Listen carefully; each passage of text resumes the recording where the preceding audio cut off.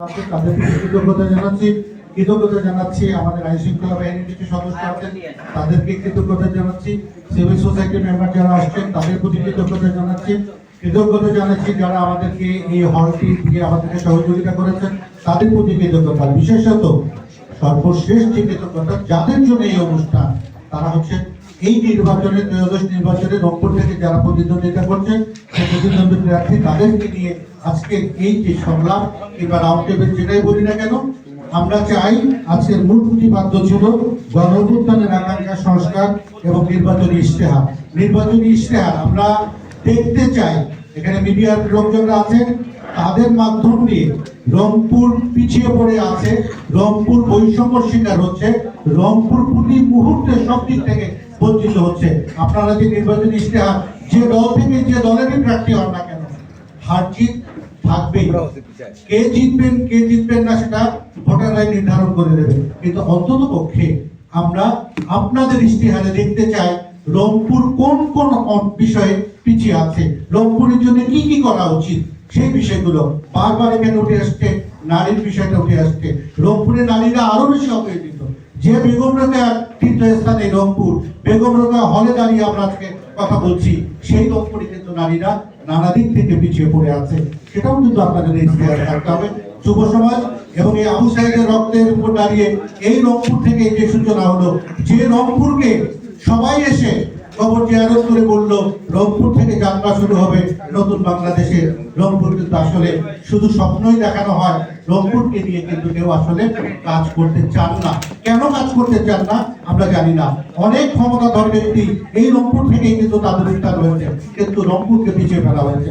আমরা চাই আপনাদের ইশতেহারে অবশ্যই 1 নম্বর প্রায়োরিটিতে থাকতে হবে তিস্তা মহাপরিকল্পনা, এবং 2য় প্রায়োরিটিতে থাকতে হবে চলো আমাদের শ্যামা সুন্দরী এবং কর্মসংস্থান। যুবকদের জন্য কি করা হবে, নারীদের জন্য আগামী দিনে কি করা হবে, সেই বিষয়গুলোর জন্য আপনাদের ইশতেহারে থাকে।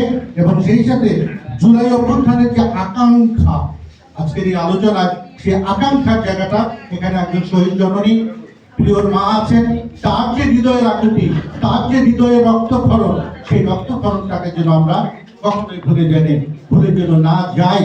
71কে যেমন ভোলা যাবে না, 52কে যেমন ভোলা যাবে না, এমনি করে কিন্তু 24-এ যারা শহীদ হয়েছে তাদেরকেও কিন্তু আমাদের ভোলা যাবে না। সুতরাং তারা বেঁচে থাকবে। আমরা আগামী দিনে কেমন বাংলাদেশ নির্মাণ করতে চাই, গণতন্ত্র কতটা টেকসই হবে। টেকসই গণতন্ত্র কিন্তু আজকে 54 বছরেও এখানে টেকসই গণতন্ত্র আমরা পেলাম না। শুধু একটা দোলাচলের মধ্যে আমরা এই গণতন্ত্র নিয়ে খেলছি। এই গণতন্ত্র রক্ষা করবার দায়িত্ব জনগণরা ভোট দেয়, কিন্তু রাজনীতিবিদরা সেই জনগণের এই ভোট নিয়ে ব্যবসা করে সেই লুইকানের আশ্চর্যজনক একটা প্রতিষ্ঠান, সেই প্রতিষ্ঠানে বসে প্রতি মিনিটে 24,000 টাকা খরচ করে যে পার্লামেন্ট চলে, সেই পার্লামেন্টে কিন্তু জনগণের আকাঙ্ক্ষা বাস্তবায়ন হয় না। সুতরাং আমরা অমন বাংলাদেশ চাই না, অমন গণতন্ত্র আমরা চাই না। সাংবাদিক বন্ধু যেটা বলেছে যে সুজন এই প্রচারণার যে বিষয়গুলো আপনাদের অবগতের জন্য বলছি, আজকে দুপুরের থেকে আমাদের একটা প্রশিক্ষণ শুরু হচ্ছে আমাদের 7 জেলা থেকে এবং রংপুর জেলা এবং মহানগর মিলিয়ে। আমরা আজকে বিকাল থেকে শুরু করছি, আগামীকাল দুপুর পর্যন্ত আমাদের একটা প্রশিক্ষণ চলবে এই নির্বাচন এবং আমরা কি কি কার্যক্রমগুলো পরিচালনা করব সেগুলো নিয়ে আমাদের কার্যক্রম শুরু হবে। সুতরাং সুজন সবসময় চেয়েছে একটি শান্তিপূর্ণ বাংলাদেশ, একটি সহাবস্থানের বাংলাদেশ, একটি জবাবদিহিমূলক বাংলাদেশ, একটি বিচারহীনতাহীন বাংলাদেশ, যে বাংলাদেশে বদল মলিন হবে না, যে বাংলাদেশে রক্তের উপর দাঁড়িয়ে গণতন্ত্র প্রতিষ্ঠিত হবে না। তেমন স্বপ্ন সুযোগ দেখেছে বারবার, আজও দেখে, আগামীতেও দেখবে। আপনাদের এই আন্তরিকভাবে ধন্যবাদ জানাই, কৃতজ্ঞতা জানাই। আপনারা অংশগ্রহণ করেছেন, আমাদের একটু খাবারের ব্যবস্থা আছে, আপনারা যারা অংশগ্রহণ করেছেন তাদের জন্য খাবারটা খাবেন এবং আমরা আপনাদের পাশে আছি, আপনারা আমাদের পাশে থাকবেন। আমরা সুজন হব, দুর্নীতি থেকে দূরে থাকব, সত্য সুন্দরকে ধারণ করব এবং সোনার বাংলাকে যেন মায়ের মতো করে লালন করার মানসিকতা পোষণ করি। রাজনীতিবিদরা দুর্বৃত্তায়ন ভুলে জনগণের কাতারে এসে দেখেন গণতন্ত্র কোনটা আর দুর্বৃত্তায়ন কোনটা। ভালো থাকি, ভালো রাখি।